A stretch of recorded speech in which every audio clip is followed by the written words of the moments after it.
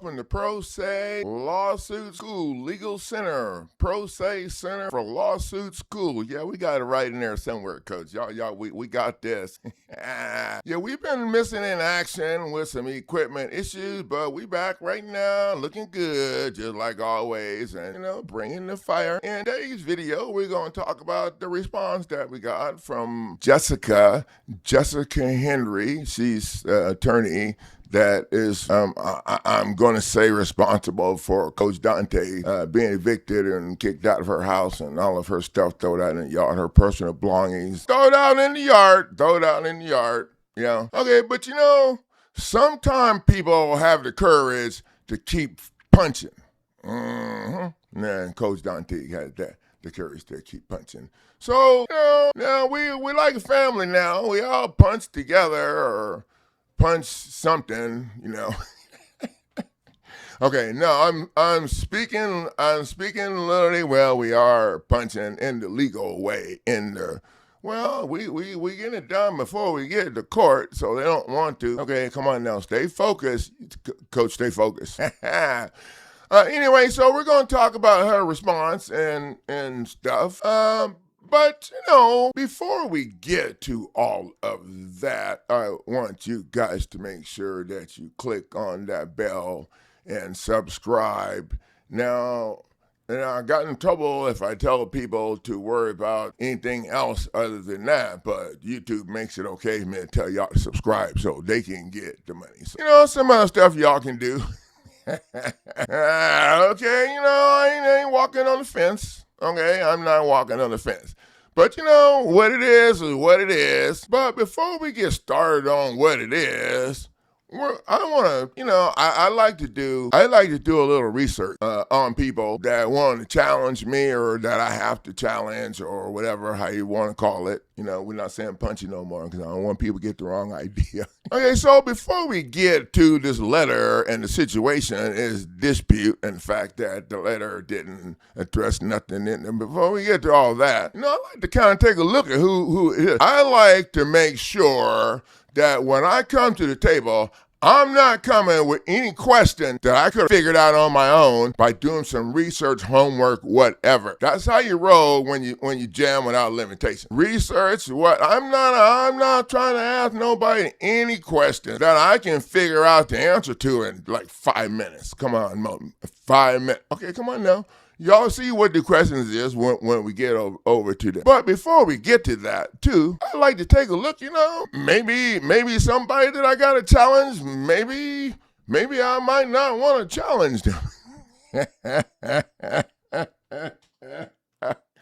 Okay, I can't say that and be serial, but I can't say that and be serial. And, I say that because I got the credentials. Okay, that's one of the things the attorney want to know, my credentials. Okay, and that's my number one credential. That's the first credential that I got in case I can't turn it sideways or reflect. I was much younger then, and if you have any idea or wondering what that is, that's my identification card that they gave me when I took the federal attorney. Shortly after I took the federal attorney. I got to go live free and stuff. Yeah, and eat. Well, yeah, it was. But you know what? I got, that ain't all I got. I got something else too. Okay. I got one of these. That's the federal bar card. I got a federal bar card. Yep, this is. It's real. It's on the website at winningcourtnow.com. I think I got it down to $25. I'm going to mark it down to $5, so everybody can get one. Because, I had an attorney tell me that it was fake. And so I said, well, let me see your license. You don't even have a license. And your bar card was issued by you. So we just issued our own self, our stuff. I don't see what is the difference? Why everybody want to be? Oh wait, there is no license to practice law. And the Swear versus the Board of Examiners, the Supreme Court rules that no state can license to practice law. So, but I played football and I did martial arts, box. I did all this crazy stuff. So, I've been hit in the face a few times. I'm like, okay, they're telling me I'm applying the case law wrong. It says that no state can license the practice of law. And I don't remember where the state actually licensed the practice of law. I think they have like the issue certificate, I think, and it don't mean, oh, no, like the practice of what? Show it to me, okay? Because I ain't seen it. And I told them, y'all show me y'all licensed to practice law, and I'll shut up. Otherwise, my bar card is just as badass as y'all's. Okay, all right, is it mine? Anybody else can get it from the website and just sign it themselves, because I don't require anybody to pay me a whole bunch of money and lie to people and treat and throw people's stuff out and stuff. Oh, wait a minute, Coach, just slow down. I like to do some research. If I'm going to get in the ring with somebody, I like to watch some videos. Oh, okay, that was sports, sorry. Okay, but for me, it's interesting. This job, helping people, it's interesting because, Sometimes people get in this with their heart in the right place. Sometimes I'm thinking, okay, I'm just thinking out loud. Sometimes people get in this with their heart in the right place. And sadly enough, and I'm talking now from personal experience. Oh wait, I was talking from personal experience. Every time I open my mouth sadly enough, some people end up the corporation. Okay, so what's that got to do with what we're talking about, Coach? We'll get to it. So if I got to go up against somebody, I want to know about them. I want to know if they're a nice person. I like them. You can tell if someone's a nice person when you do your research on them. Do they have 14 aliases? Is their real name the name that they put on the legal documents and on the stuff that they say give them the right to practice law without a license? I mean, sorry. I got it twisted because I heard that shit so much. I got it twisted. But you know what? We got time to untwist it up. I'm going to do a screen share, and then we're just going to kind of take a look at Miss Henry and see, what kind of person she is. Because, I ain't trying to say nobody's somebody. Somebody ain't somebody. Okay, so we're back, and we're looking at, the law firm where it appears that Miss Henry is employed at the moment. And, I'm not sure if it's the right address because they got several, but I think that's pretty much, and you guys can kind of see how this. Oh, areas of practice: foreclosure, services, bankruptcy, transitional. The firm litigates judicial foreclosures and conducts non-judicial foreclosures via its affiliate prestige default system. Affiliate prestige default system. You know what that is? It sounds like something that we need, right? Okay, so we're just gonna. We'll come back to that if we need to. But I just kind of looked her up on the internet there. Nothing. Well, we did do some other special stuff, but we're just going to show this right now. And here's a picture of her. Appears to be her LinkedIn page, and her name is Henry J.D., criminal justice expert, wrongful convictions, second chances, and death penalties. Author, UC Press, host, and justice and podcast, attorney, and legal commentator. Man, she got a whole bunch of.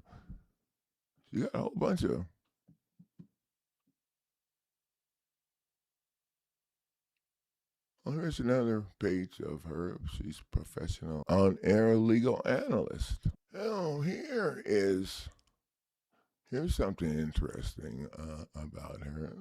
Jessica Henry. She studied justice for 18 years. And, she ranked in title a professor, associate professor, assistant professor, chair. She's been very university distinguished scholar, full convictions, death penalties. That's her education. Some award-winning books. And the one that she's most known for is called Jessica S. Henry Smoke, but no fire. Convicting the innocent of crimes that never happened. And she wrote that when she was out in California, and it won a bunch of awards. Convicting the innocent of crimes that never happened. Now that's really interesting, because when I started looking back on why we're here and what the dispute is, it appears to me that Coach Dante got convicted of a crime that never happened. They said she didn't pay her stuff. She already paid. She paid in full using stamps. Stampas. I don't know that much about that process yet, but I'll learn about it down the road somewhere. Paid in full. Oh, wait. No, when she signed the thing, she paid then because the bank didn't sign nowhere. The bank didn't. When she said, "Oh, wait," the bank signed later after she left. That's a whole nother RICO situation. Okay. When Coach Dante sat down and signed, nobody from the bank signed next to her. I'm pretty sure that's how that happened. And then after she left the table, the bank vice president stamped paid to the order of on it, turned it into a security, and some places, Linda Green, the rebel signer people, which were a bunch of kids in the room, signed a bunch of stuff, and that's how so then it was processed to the Federal Reserve for electronic credit. Now, Modern Money Mechanics, publication put out by these white dudes who know okay, I read the book, okay, they know way more about the fracking banking system than I do, said that they were granted 9 times the amount that went into a demand deposit account. Oh, and then they took the money from the people that was there last, and then they trying to take, okay, so we getting complicated. No. It's not complicated. Let's back up for a minute. How'd this start? You signed, they did this stuff, okay, and then the property transfer statutes mandate that then it's supposed to be delivered to your house. But that's not what happened, Jessica, Ms. Henry. That's not what happened, I don't think. Coach Dante's deed wasn't, they made a copy of it and delivered the copy to her so Coach Dante could think she had. I wonder what would happen if I did that and sent the copy to them so they could think they had legal. Okay, so, what they do is what they did was their constructive registration. And attorney Jessica Henry, you can come on my live stream anytime and tell people how I'm crazy with whatever I'm saying. Okay, because, so what happened next, they did what's called their constructive registration. Look it up. I didn't just learn all this. Look, they did what they call the constructive registration. And they registered her deed in their office. And that registration, I used to think started was for the property tax, but that's not true. That registration allowed the first illegal lien to be put on the property. And I'm not that smart, so according to me, the first illegal lien was the mortgage lien. Okay, come on now. Y'all just stick with me for a second, okay? The mortgage lien. And the reason it was illegal in my head, because the fact that the alleged lender, the other bar members that Miss Henry associates with, okay, because it wasn't a lender, we already covered that. So don't, no, I got it. The fact that the alleged lender accepted the private property owner's signature on the docket proves that they own that shit already, and I smell stink. I'm just saying. I don't know where it gets complicated. Oh, wait. Back before they took gold and silver, I don't know, back sometime, I don't know how long ago it was, okay? But, they didn't require you to allow them to register your deed in their office. You kept your deed under your pillow or in your coffee cup or buried outside, wherever the hell you kept your money. Your stash money. You know what I'm talking about. And then if somebody wanted to get on your property, they showed up with they notarized original copy of the deed. And then if they say it was notarized before yours, then, you got a problem. But how could that happen if you only got one person looking at it? Oh, once it's placed in their office, now the whole world look at it. People who know what they're doing can log on overseas and log in and take over that, Oh, wait, there's another way your property gets served up to people overseas. It's through the land bank. The land bank is connected to the Register of Deeds Association. And in my opinion, once they get done with the illegal registration, they send it over to the Registration Deed Association, the Illegal Registration of Deeds Association over there. And then that's, in my opinion, okay, that's where it gets lined up to go out on the computer to all these freaking people that invest in stealing people's property, all the realtors, to people overseas. But how does it get all through there? How is that all? Did you know there was a land bank? The land bank is connected to the Register of Deeds Association, I'm pretty sure. If I was suing them for foreclosure on my property or stealing my stuff, I would include the land bank in there. Okay, I was thinking I have my sights on the Register of Deeds, the office would all love the deeds, but shoot, I'm thinking all them deeds that's in that office already in the land bank.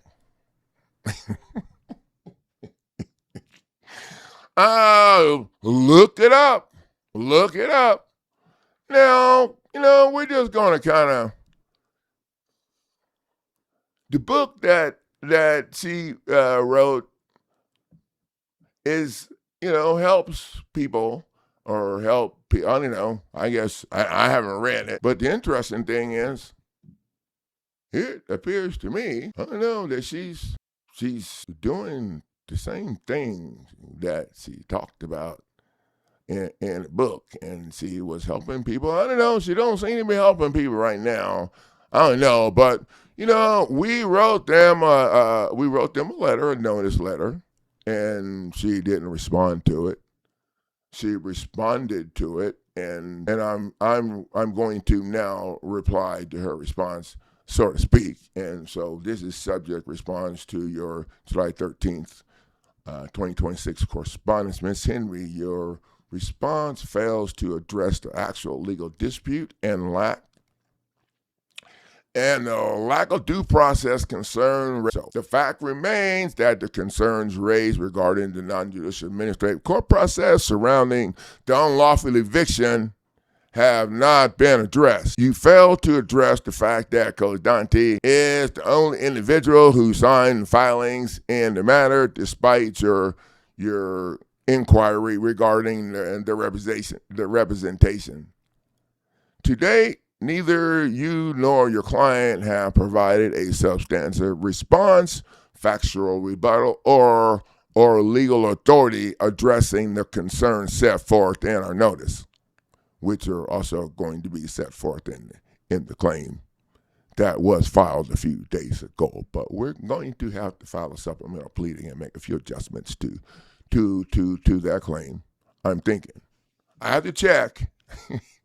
Rather than respond to our concerns, you chose to focus on the messenger instead of the message. And that approach does nothing to resolve the issues raised, nor does it alter the facts given rise to this dispute. As counsel involved in the matter, your professional duties and obligations remain relevant. Those duties include honesty, fidelity, good faith, and adherence to applicable standards of care. Did I say that right? Applicable. I got it. The actions, approvals, authorizations, representation, filings, and documents associated with the eviction process remain under review and judicial scrutiny. Consider this correspondence a formal notice that Coach Dante is actively evaluating and pursuing all available legal remedies arising from the facts and the circumstances of this matter. Individuals and entities who participated in, authorized, approved, dedicated, facilitated, or benefited from the action being challenged may be identified in future RICO pleadings that's going to be filed in federal court. I'm thinking that's what she's going to do. We got to check with the legal team. Your failure to address the substance of these issues does not eliminate them, nor does it shield any participant from accountability. The questions raised concerning the administrative process, the eviction proceedings, and the deprivation of rights and the conduct of those remain in an active judicial matter review. Okay, let's do that over. The conduct of those involved remain active matter of judicial review. Ignoring those questions will not make them disappear. The record has been preserved. The facts are being assembled. Conduct of all participants continues to be evaluated. Your July 13th correspondence response will be maintained as part of the record regarding the notice, response, and opportunity to honestly address the issues raised. Please ensure that all records, communication, email, notes, files, recordings, electronic data, and documents relating to this matter are preserved. This preservation request extends to information within possession, custody, or control of your clients, and or other person or persons or entities acting on your behalf or involved with the theft of Coach Dante's property. You're hereby requested to provide substantive written response addressing the issues raised in our notice within 3 business days of the receipt of this correspondence. You wait.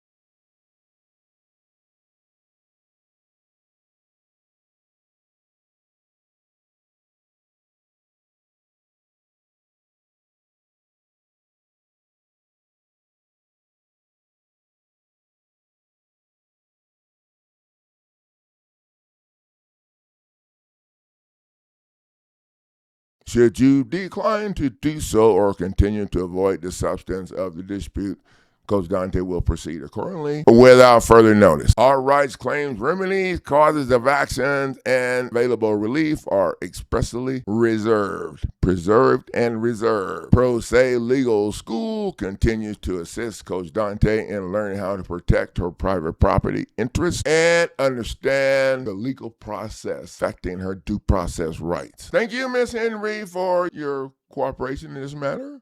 Maybe we can work toward some kind of situation where this can work out happy for everybody. You'll have to talk to Coach Dante about that.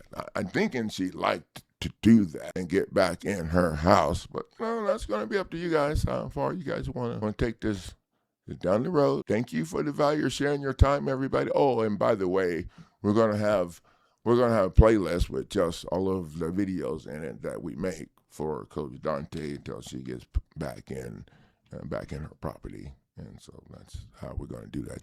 Just let you know. Thank you for the value of sharing your time. I'll see you guys in the next beatdown video.